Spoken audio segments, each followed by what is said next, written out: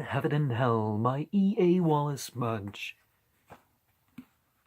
Volume 3 is the contents of the books of the other world described and compared. Chapter 11 is called the 6th Division of the Tuat. Part 2, the Kingdom of Osiris according to the Book of Gates.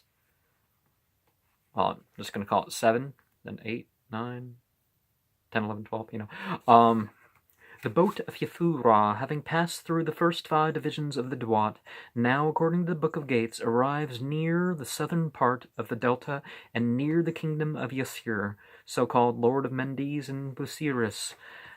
Before, however, the entity can enter it, he must pass through the gate of the 6th division, which is called Nubat Aha, and which is guarded by the monster serpent Sit Ma'ataf. And the gate, or close to it, is the judgment hall of Yasir, Osiris. And it is tolerably certain that no soul entered his kingdom without being weighed in the balance of the entity. The scene in which the hall is depicted is of great importance,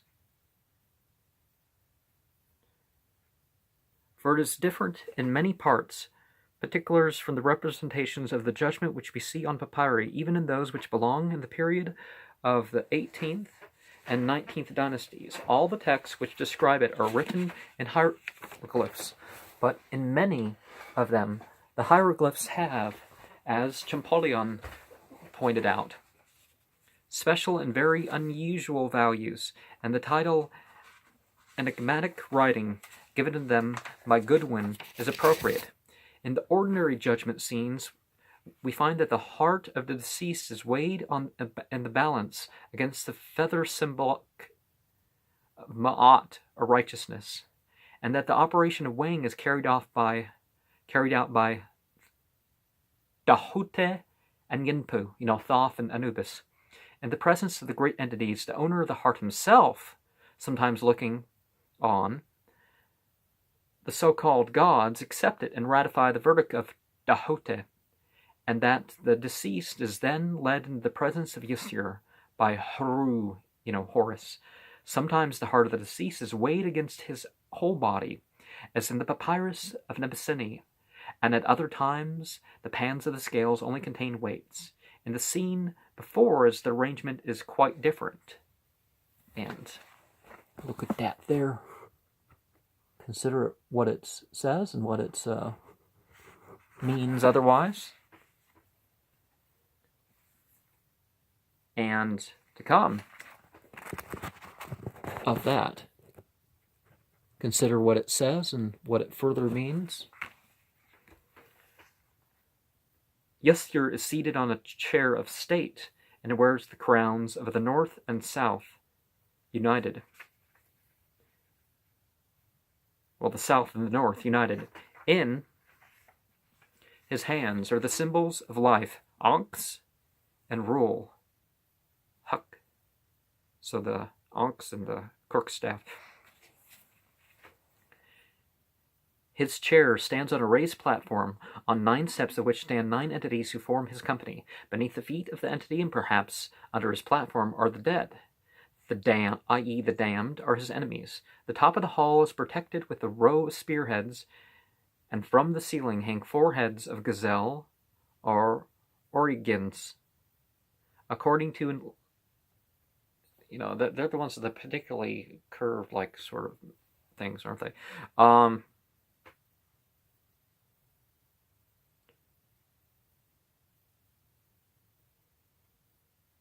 According to a legend, certain enemies of Yasir transformed themselves into these animals and were slain by the entity.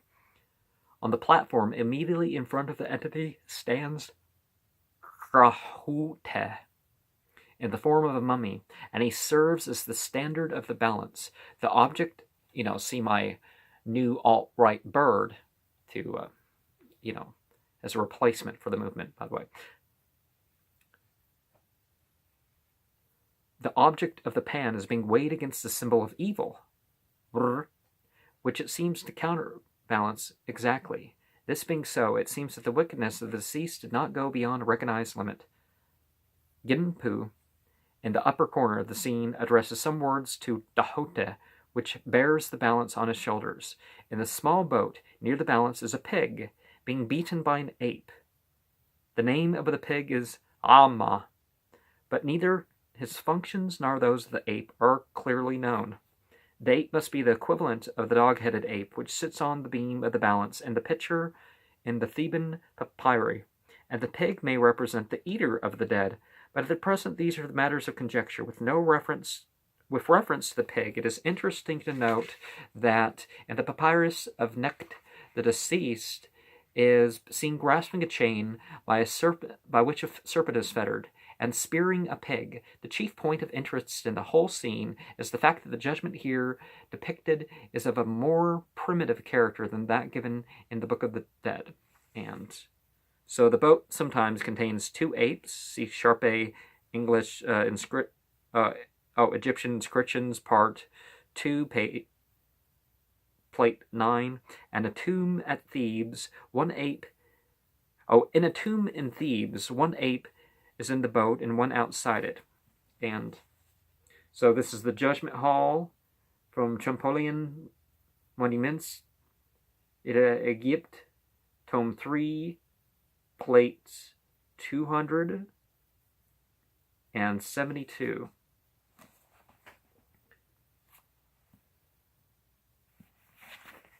Don't know why the ape beating the pig.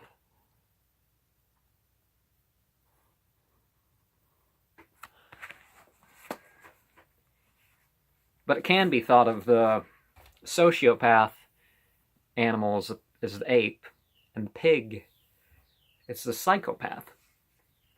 But you got 2 apes here. Well, that makes sense there too. Sparing a pig. The chief point of interest in the whole scene is the fact that the judgment here depicted is of a more primitive character than that given in the Book of the Dead. The boat of Yefu-Ra, having passed through or by the Hall of Osiris, now enters the abode of the blessed, and the pictures of the 6th division are intended to show the occupations of those who have been declared to be right and true. The boat is towed through this division by 4 entities of the Tuat, and immediately in front of it by a series of jackal-headed scepters of Sab, to each of which 2 enemies are tied. By the end of each scepter is an entity who takes care that the punishments which have been decreed by Yusir are duly executed. It is noteworthy that the 2 eyes of Ra are placed between the first 2 scepters. And we see in volume 2, page 172, which of course I've shared before, the Egyptian text, volume 2, page 183, makes it quite clear that the enemies of Yusir are tied to the standards of Sab according to the entity's decree, and preparatory to slaughter in the hall of Ra. So, Necht spearing the pig of evil,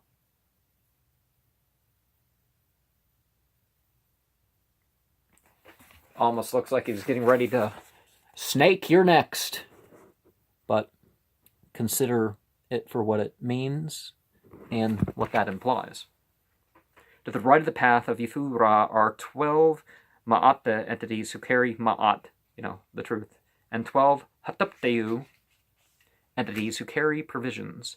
These are they who offered up incense to the entities, and whose Ka'u, astral doubles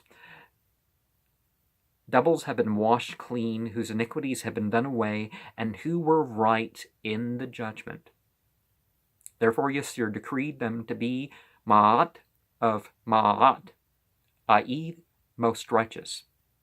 And he has given them a place of abode in his own presence with peace, and the food of Ma'at thereon to live. Volume 2, page 177 and 186. To the left of the path of Yefu-Ra are 12 entities, each of whom is tending a colossal ear of wheat, and 12 entities provided with sickles engaged in reaping. The ears of wheat here growing are the members of Yusir, Hatu-Sar.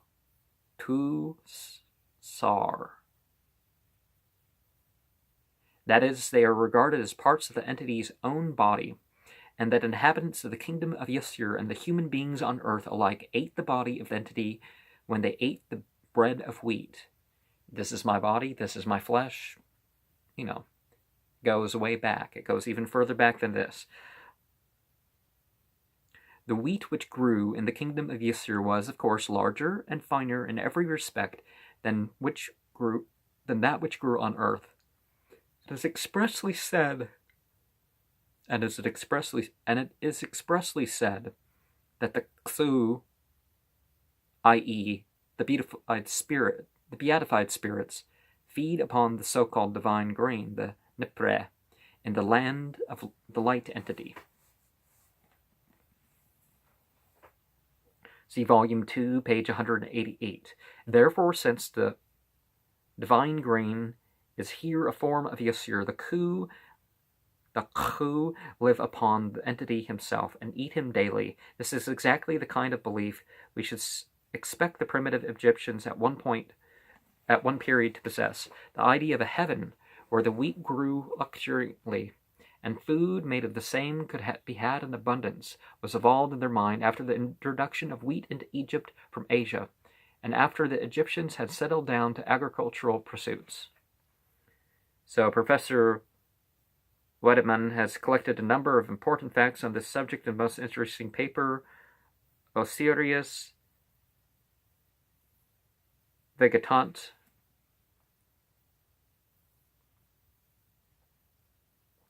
The entity of such a heaven was naturally the corn god Nipre, kernels, not ears of corn, that's American. Different language use, but I want to make that part clear. But it seems that if Yasur were identified with him at a very early period, and as if finally he absorbed all his attributes, the idea of a heaven of this simple character must of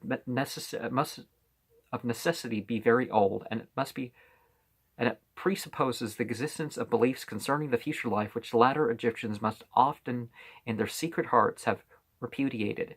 In the Book of Gates we find Nub Aut Yib, i.e. Ra, decreeing that the wheat of this region should germinate and that the plant should grow to a large size, and those who are tending the crops beseech him to shine upon them, for when he shines the grain sprouts and the plants grow.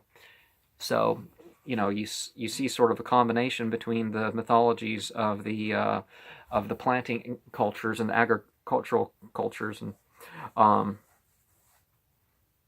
being absorbed into being, one in the newer mythologies.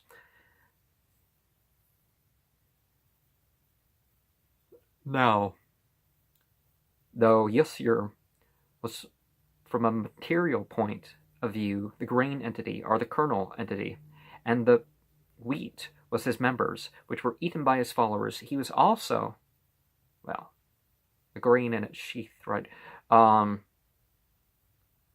He was also the so-called Lord of Ma'at, i.e. righteousness and integrity, and even the personification of those abstract qualities. When addressing the Ma'at entities, he declares that they are Ma'at of Ma'at. He makes it clear that he considers them to be beings of like nature to himself, and that they will live upon Ma'at. In other words, they have become truth, and they will have upon truth and exist as truth forever. The Ma'at entities apparently represent the highest conception of spiritual beings, which the Egyptians arrived at in the early period, and which is only paralleled by that of a later period, according to which the followers of the sun entity who traveled with him in the boat of millions of years eventually became beings consisting of nothing but light. It would have been useless to contend that either conception was believed in through the country generally, for the Egyptians as a nation believed in a heaven wherein happiness of a very material character was to be found. Still, there must have been among the educated and priestly classes devout men and women whose yearnings for future happiness would not be satisfied with promises of cakes and ale and lovemaking, and to whom the idea of becoming the counterpart of the eternal entity of the dead would afford consultation and hope. And I have... I'll try to say this next portion. 7th division of the Tuat. 2. Kingdom of Yasir, according to the Book of Gates. The 7th division of the hour is entered by the gate Pustet, which is guarded by a monster serpent called Haka Nmat. The pictures and texts are incomplete in the sarcophagus of Seti I, and those which are given in volume 2, page 190, are taken from M.E. Lefebvre's Les Hybogies Réaux de Thebes, Tome 2, Part 2, Plate 11. The boat of Yafu-Ra is as before towed by 4 entities of the Tuat. The procession of the ministers of the entities consists of 24 entities, 12 of whom have their heads and arms hidden. These last are invisible beings, but those who are in the Tuat and the dead can see them, and Ra promises them that they shall be with him in Hutbanban, that is to say, the heavenly counterpart of one of the temples of the sun entity of Heliopolis. See volume 2, page 194. To the right of the path of Yafu-Ra are 12 entities armed with clubs having forked ends. They are called Chru Mata'u, and their duty is to repulse the serpent Apep. Immediately in front of them is the serpent Spe. On the head and back of those which 12 human heads are seen. These make their appearance, volume 2, page 206, at the coming of Yafu-Ra, and the 12 entities who grasp the monsters' bodies are exhorted to destroy them. The serpent is called Spe, and Apep, and Hafau. Hafau, isn't that similar to the word 100,000? Beyond these groups of entities are 12 star entities, who hold in their hands a long rope which is twisted round the neck of an entity in mummified form called Khan, or Akan, or Nak. Volume 2, page 209. To the left of the path of Yafu-Ra is the entity of the Tuat called Duate, who leans on a staff and is in charge of the 12 entities who lie on the back of the serpent Nub. The serpent has 24 lion's legs arranged in intervals, see volume 2, page 210, and a mummy rests over each pair of them. The mummies are described as those who are in inertness and those who are in the body of Yasir asleep. And I will share the end of that later. Sharma, peace be upon you.